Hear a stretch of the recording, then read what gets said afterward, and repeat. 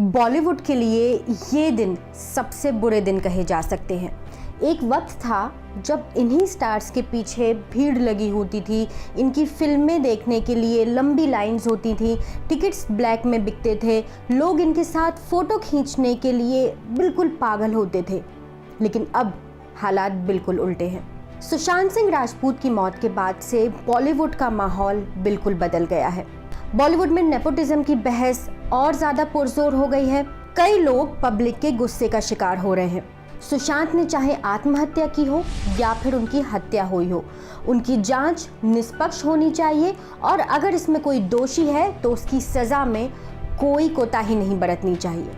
हमारे बीच से इतना टैलेंटेड स्टार चला जाता है, ये बेहद दुखद और हताश करने वाला है।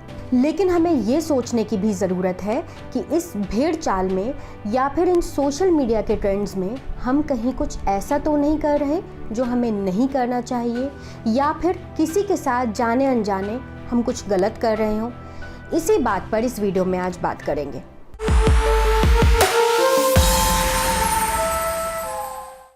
सुशांत सिंह राजपूत की मौत के बाद से नेपोटिज्म और अन्याय के खिलाफ लगातार लड़ाई लड़ी जा रही है। बिल्कुल ठीक है, होना भी चाहिए। इसी बीच आलिया भट्ट की फिल्म आती है सड़क 2। ट्रेलर के अनाउंस होते ही इस फिल्म को YouTube पर सबसे ज़्यादा डिसलाइक किए जाने वाला ट्रेलर बनाने की मुहिम छिड़ती है और इसे पूरा भी कर दिया जाता है। यानी कि सड़क 2 YouTube के उन कुछ ट्रेलर्स में से एक है जिनको सबसे ज़्यादा डिसलाइक मिले हैं। कारण दो थे। पहला, ये फिल्म भट्ट कैंप की थी, यानी कि इसे महेश भट्ट ने डायरेक्ट किया है। महेश भट्ट का नाम लगातार सुशांत सिंह राजपूत केस में बार बार आ रहा है। लोग सोशल मीडिया पर कह रहे हैं कि ये कहीं ना कहीं इस कॉन्स्पिरेसी का हिस्सा है। साथ ही कहा यह भी जा रहा है कि महेश भट्ट ने रिया चक्रवर्ती को सपोर्ट किया है। हालांकि ये बातें अभी तक सिर्फ सोशल मीडिया पर हैं। महेश भट्ट के खिलाफ कोई भी सबूत अभी तक नहीं आया है। दूसरी बात, आलिया भट्ट। लगातार लोग नेपोटिज्म के खिलाफ हैं और लोगों का कहना है कि किसी भी स्टार किड की फिल्म वो अब नहीं देखेंगे। बिल्कुल ठीक है, नेपोटिज्म को किसी भी सूरत में सपोर्ट नहीं मिलना चाहिए। लेकिन एक अच्छा कलाकार सिर्फ इसलिए नकार दिया जाए क्योंकि वो एक फिल्मी बैकग्राउंड में पैदा हुआ है। आलिया भट्ट खुद को एक एक्ट्रेस के तौर पर प्रूव कर चुकी हैं। हाईवे और उड़ता पंजाब, ये 2 फिल्में इसकी बहुत मजबूत एग्जाम्पल हैं। हम मानते हैं कि वो एक भट्ट खानदान में पैदा हुई और इसी वजह से उन्हें मौका भी आसानी से मिला। लेकिन उन्होंने अपना काम प्रूव करके दिखाया। अपने काम की ही बदौलत उन्होंने इंडस्ट्री में अपनी एक अलग जगह बनाई। सोशल मीडिया पर जिस तरह से नेपोटिज्म का विरोध हो रहा है वो कतई गलत नहीं है, लेकिन इस भेड़ चाल में अगर कहीं असली टैलेंट पिस रहा है तो वो कहीं ना कहीं गलत है। हमें चाहिए कि हम टैलेंट को प्रमोट करें, चाहे वो इनसाइडर हो या आउटसाइडर।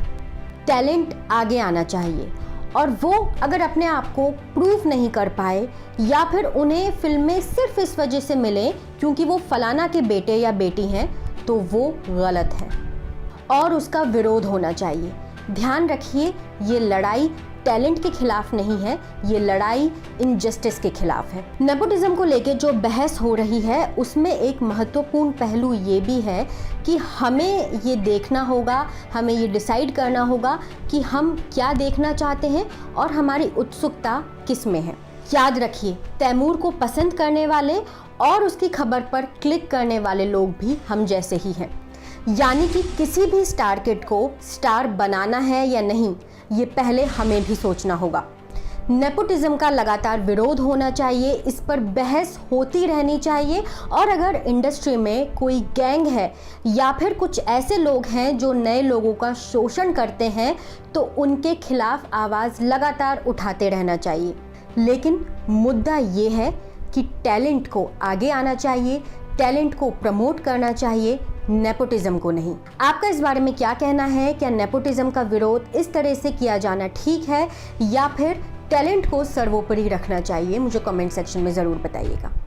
ABP न्यूज़ आपको रखे आगे।